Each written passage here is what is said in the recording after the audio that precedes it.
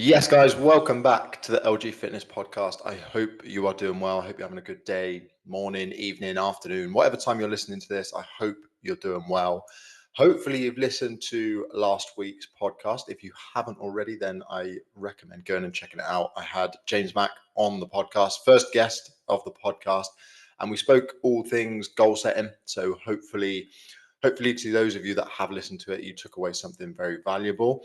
Hopefully anyone that hasn't listened to it, like I said, go give it a listen, because we speak about goal setting and how you can get a little bit more clarity on what it is you want to achieve, and how you can essentially go about achieving your goals and in the right way, essentially. So yeah, I hope you enjoyed that podcast. If you haven't already, then please leave the podcast a 5-star review.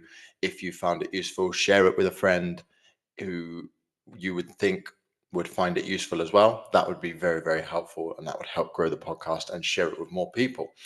So today I am going to talk a little bit different. I'm going to talk a little bit about stress and the role that plays on your goals, essentially, obviously, when it comes to getting in shape, when it comes to building more muscle, and how you can.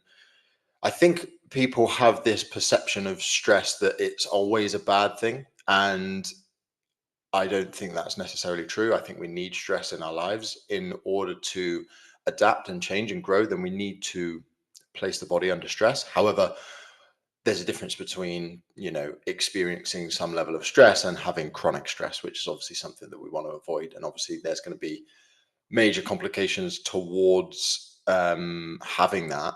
And obviously, main thing that I want to be able to do with my clients, for you guys as well, is just to give you a little bit of information on it, so that you can essentially try and manage your stress a little bit better. One thing I was taught when I was going through some personal training mentorship that I was doing was, it's not about stress avoidance, it's about stress management.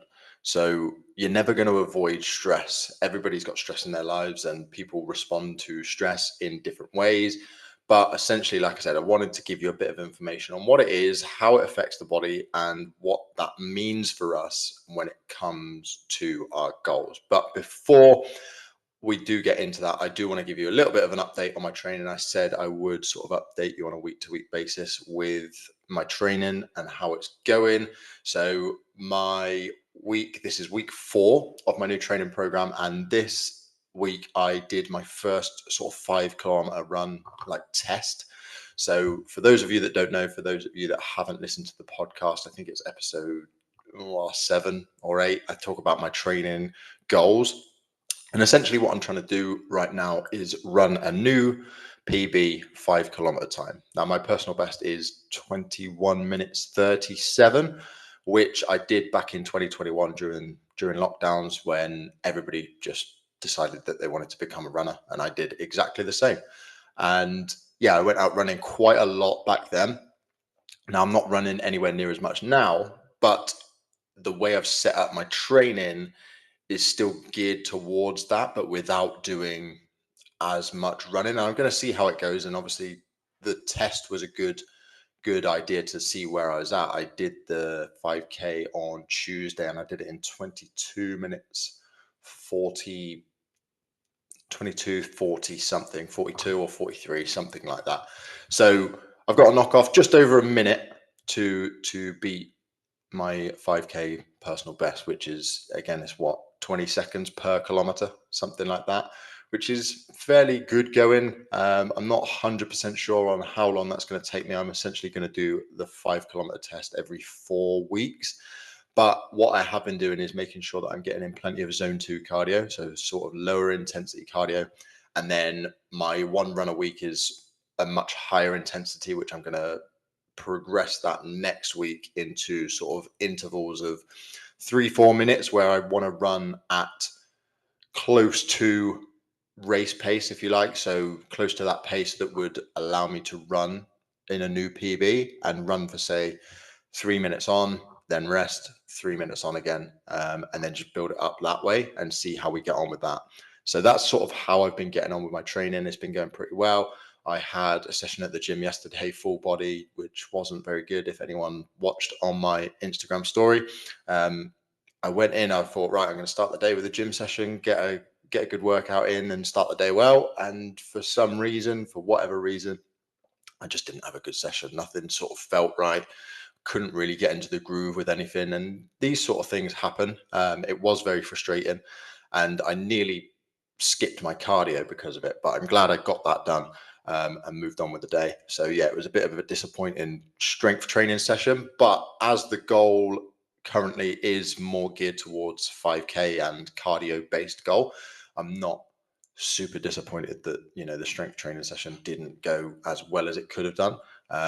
As like I said, the main goal really is more focused towards running at the moment, so it's making sure that I do get my cardio in, which was again another driving factor as to why I made sure that I did my cardio, even though it was at the point where I was not feeling particularly good after a poor weight training session. I was like, right, just get on with it, get your cardio done, and move on from it.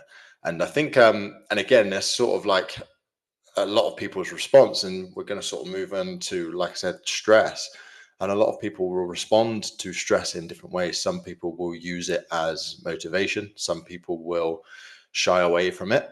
But I think it's important to sort of understand stress in a basic way, just so that you understand what it is doing to your body. Now, like I said, stress is not always a bad thing.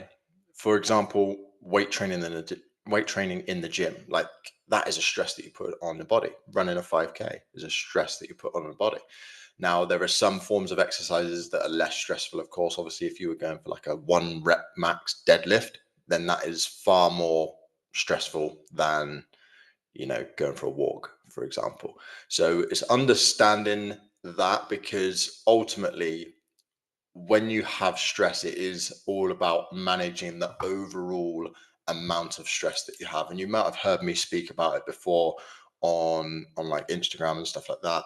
Is if you're going through a particularly stressful period at work, at home, whatever in life, you may have like a family member's got injured, or they've died, perhaps, something serious like that. Like those situations are very stressful, and there's loads of different things that will be very stressful. But if you're going through very stressful situations, it's understanding that it's trying to manage the overall load that you are under. So if you're, like I said, if you're going through that stressful period at the minute, and then you're trying to go to the gym and do 1 rep maxes, really high intensity training. So a lot of fitness classes, like your hit workouts and all of that, your spin classes, again, they're very stress inducing because they're working at these higher intensities, which is going to be another stress that you place on the body. Like I said, these stresses that I've just mentioned, like the spin classes, weight training, stuff like that. Now,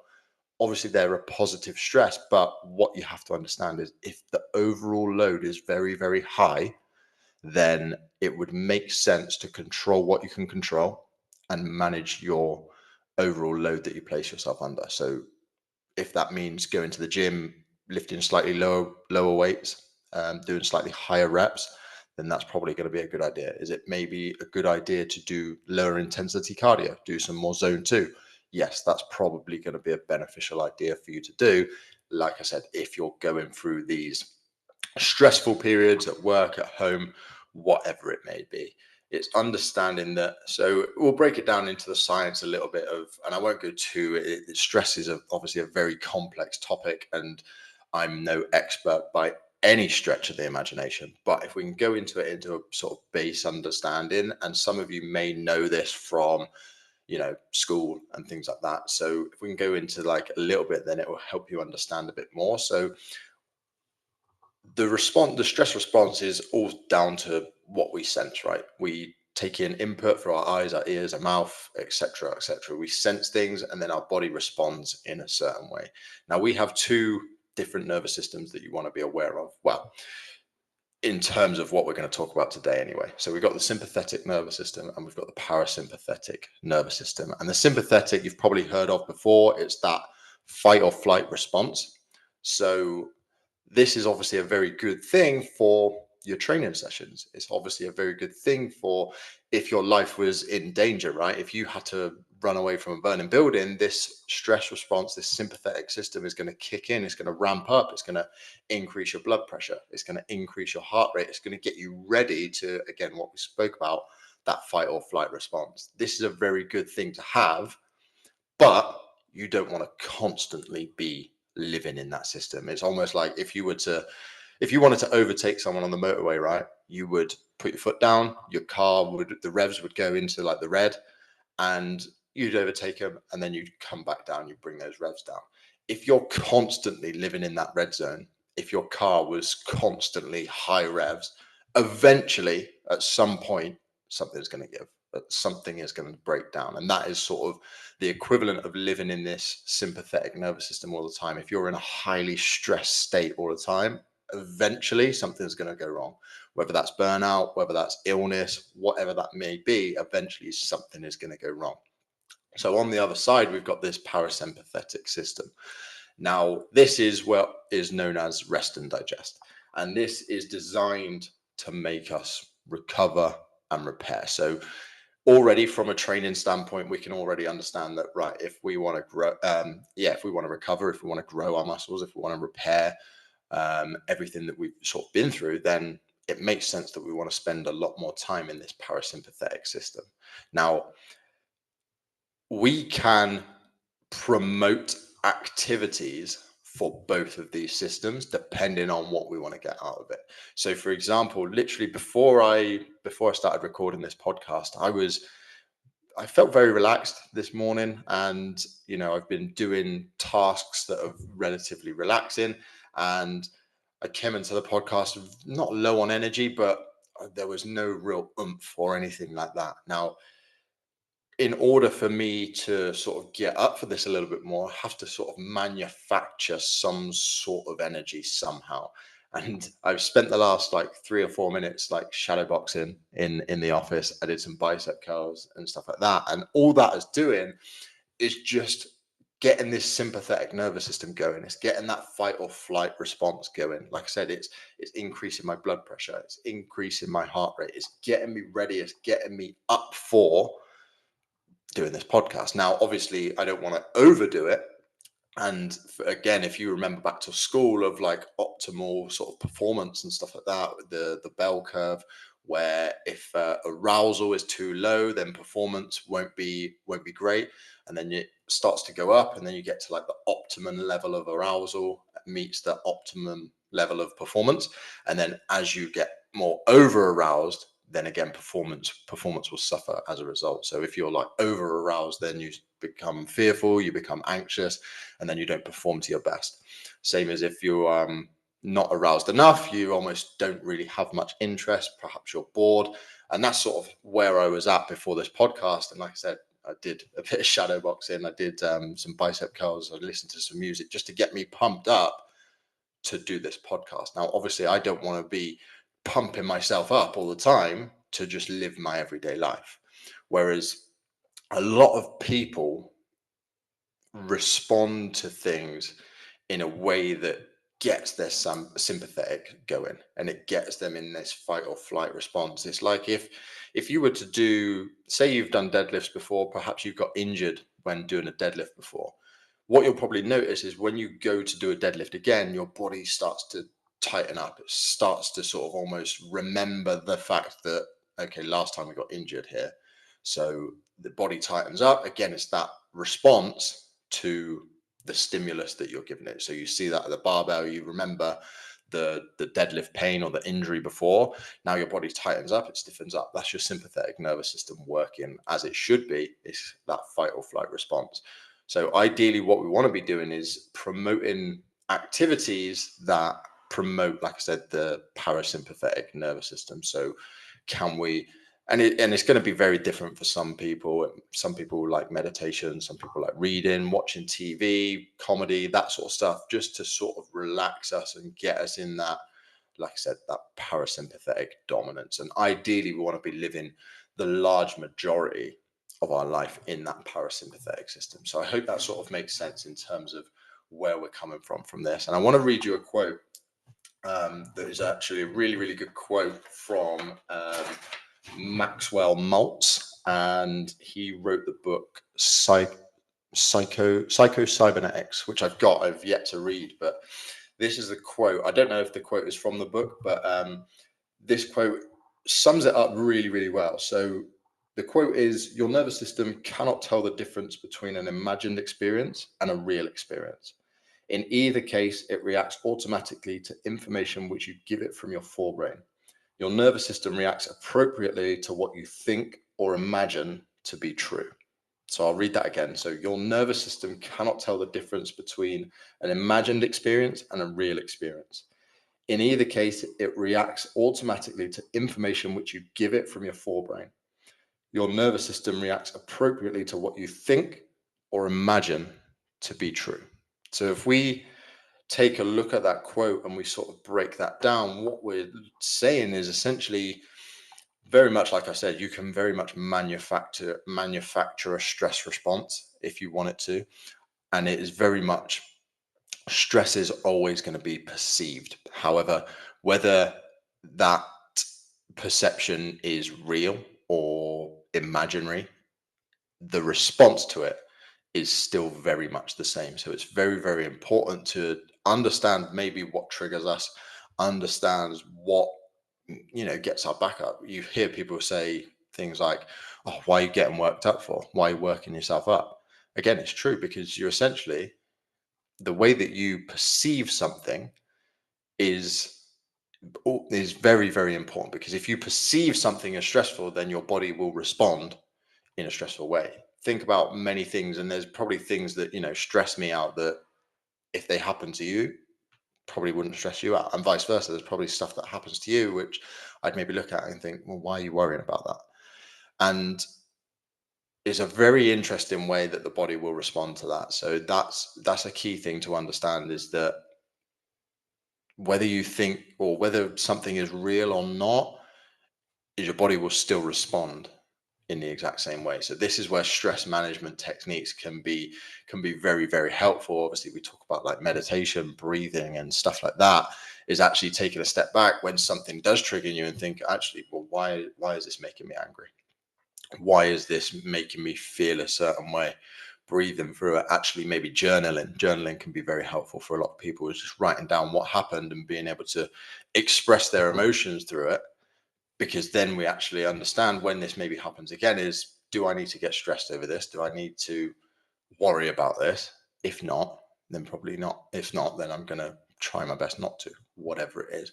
And again, this is just going to help you stay in that more parasympathetic state where you're resting digestion. Like I said, the sympathetic state is 100% necessary for like training for life-threatening situations, obviously, as well. But if you're not aroused to perform, if you're not aroused to sort of go to the gym or anything like that, then your motivation is going to be dipped. Like, you're maybe not going to get the most out of your session. So it's important that you actually still do have stress within your life and get up for those types of events and those types of trainings, whatever it may be. But it's understanding that you don't want to be constantly there. Like I said, it's that red line in the car. Yes, it's great for certain situations, when you need to overtake someone, when you need to go fast for whatever reason. Yes, absolutely, it's great, and you've got to use it. However, you don't want to constantly be in that red zone, because something will break eventually. Um, and very much like I said, like, you can very much manufacture anger, you can manufacture fear in a way to sort of get you motivated. Like I said, before this podcast, I was very like under aroused, and I thought, right, what can I do to get myself sort of pumped up? And you can get yourself pumped up by, again, listening to music. You probably do it if you play football, if you play rugby, if you play any sort of team sports. What do you do before the game? You get music on in the changing rooms. Do you know what I mean? You try and pump each other up. All of that sort of stuff is ramping up that sympathetic nervous system to help you perform at your best. It's all about that arousal and trying to get arousal at its optimum to help you with sort of peak performance. Now, like I said, obviously it's very important that we manage that outside of it as well. Now, there's multiple ways in which you can look to track your stress levels. So you can look at things like HRV, which stands for heart rate variability. Now, this essentially just measures the um, the time difference between beats of the heart, essentially. So if this is a much higher number, then it would probably indicate that you're in a more parasympathetic dominance, which is obviously a good thing. So ideally, you want to see, if you do track your HRV, I know they can do it on Apple Watches and stuff like that now. If you do track your HRV, then you want that number to be higher. Over 80 is a good place to be. Anything less than that, then it would maybe indicate, like I said, that sympathetic dominance. So again, it's just helping you track that and understand where you sit on that scale. You can also look at things like blood pressure as well. So obviously, if you're highly stressed, naturally you're probably going to have much higher blood pressure. When you're looking for blood pressure, people say about 120 over 80. You probably want it to be a little bit lower than that, around 115 over 115 over 75 for your blood pressure. And again, you don't have to track your blood pressure every day. That might be something that you do once a week or once a month or something like that. HRV you could track every day. But again, these are sort of things that you can do to track your stress levels and things like that, just to see where you're at. And like I said, if you are noticing that you are more stressed, journaling can be very helpful to understand, well, what is causing this stress and how can I overcome it. And the main thing, like I said at the start, is management of stress, not avoidance. So like I said, with your training and things like that, if you are highly stressed, then there's no point in doing super heavy, high intensity sets to failure. You know, 2-3 rep max or whatever you might be doing, because again, that's just going to put even more stress on the system, which you've then got to recover from, which you're probably not recovering from, because like we spoke about, you're not in that parasympathetic system enough. So managing your training, making sure that you're probably doing low intensity work, more aerobic work. So like I said, that low intensity cardio is going to be beneficial. Journaling, meditation, all those sorts of things that is going to sort of bring your heart rate down, bring your blood pressure down, really allow you to relax, allow the body to relax, allow you to recover, allow you to repair, is going to be the key. And like I said, if you can do that, then I guarantee that you will see much better results with your training, with your gym sessions, because if you can recover better, then it means that you can push harder.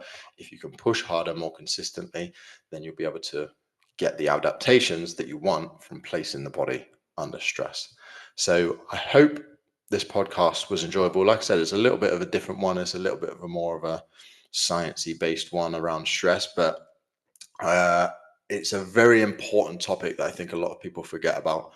Um, is managing their stress and managing their overall stress. I think I've worked with people in the past, and I'm sure you guys probably know people that are constantly stressed. And I was speaking a little bit about the growth mindset and the book that I've been reading recently, Mindset by Dr. Carol Dweck.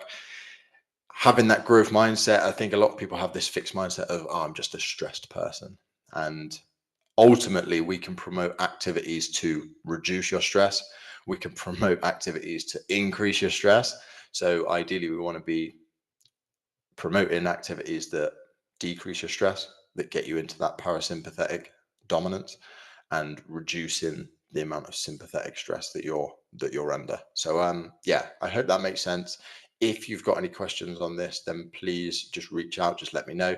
You can get hold of me via email, lewis@lewisgrahamfitness.co.uk, or you can find me on Instagram @lewisgrahamcoaching, or you can visit my website, www.lewisgrahamfitness.co.uk. I hope you enjoyed this episode. I hope you have a good day. I hope you have a good morning, evening, whatever time it is, and I will see you in the next one. Take care.